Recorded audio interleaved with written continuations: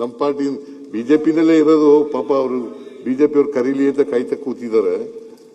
ಕರೆದ್ರೆ ಅಲ್ಲಿಗೆ ಬಿಜೆಪಿಗೆ ಹೋಗೋದು. ಮಾನ್ಯ ಮುಖ್ಯಮಂತ್ರಿಗಳೇ, ನಾನು ಯಾರು ಕರೀಲಿ ಯಾರ ಮನೆಗೆ ಕೈಕಾಲು ಹಿಡಿಯುವಂತ ದಂಧ ಮಾಡೋದು ಅಲ್ಲ. ಕೈಕಾಲು ಹಿಡಿಯಲ್ರಿ, ಕರೆದ್ರೆ ಹೋಗ್ತೀವಿ. ನಮ್ಮ ತಾಕತ್ ಮ್ಯಾಗ ನಾ ರಾಜಕಾರಣ ಮಾಡ್ತೀನಿ.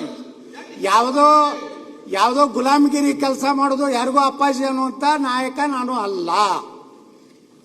ಆಯ್ತ್ರಿ ಯತ್ನಾಳ್ ಅವ್ರೆ, ನೀವು ಗೆದ್ದಿರೋದು ಬಿಜೆಪಿ ಟಿಕೆಟ್ ಮೇಲೆ. ನಾ ಬಿಜೆಪಿದಿಂದ ಗೆದ್ದೀನಿ, ಪಕ್ಷೇತರದಿಂದ ಗೆದ್ದೀನಿ. ಅದು ಗೆದ್ದಿದ್ದೀರಿ. ಅದು ಜನರ ಆಶೀರ್ವಾದ ನಮ್ಮ ಮೇಲೆ ಎಲ್ಲೇ ಇದೆ. ನಾ ಎಲ್ಲಿದ್ರು ನಾ ಗೆಲ್ತೀನಿ. ಪಾಪ ನೀವು ಗೆದ್ದು ಬರ್ರಿ ಅಂತಲೇ ನಾನು ಆಸೆ ಪಡೋದು. ನೀವು ಗೆದ್ದು ಬರ್ರಿ. ಆದ್ರೆ ಬಿಜೆಪಿ ಟಿಕೆಟ್ ಮೇಲೆ ಹೋದ್ ಸಾರಿ ಗೆದ್ದಿರೋದು. ನಿಮ್ಗೆ ಬಿಜೆಪಿ ಅಧಿಕಾರದಲ್ಲಿ ಇದ್ದಾಗಲೂ MLA ಆಗಿದ್ರಿ, ಬಿಜೆಪಿ ಅಧಿಕಾರದಲ್ಲಿ ಇದ್ದಾಗಲೂ MLA ಆಗಿದ್ದೀರಿ. ನಿಮ್ಗೆ ಎರಡೂ ಗೊತ್ತಿದೆ.